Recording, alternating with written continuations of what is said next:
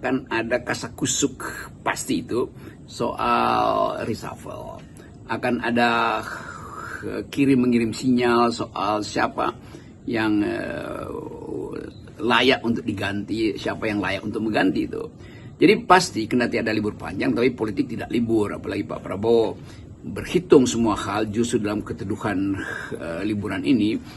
Peristiwa-peristiwa di hari-hari yang lalu, ketika komunikasi politik buruk, ketika viral terus meme yang mengolok-olok kekuasaan tuh bahkan udah sangat personal, itu semua endapan dari sinisme, kemarahan, satire, atau bahkan keputusasaan publik.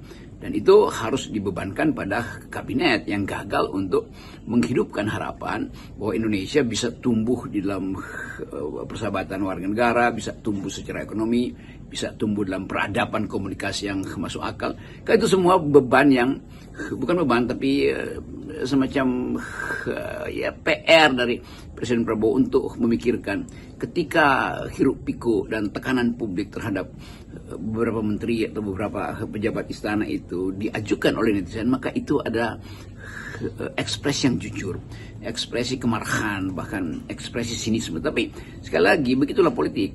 Fasilitas yang disediakan oleh demokrasi adalah mengekspresikan bahkan kemarahan, bahkan kejengkelan. Jadi sekali lagi kita lagi menduga pasti ada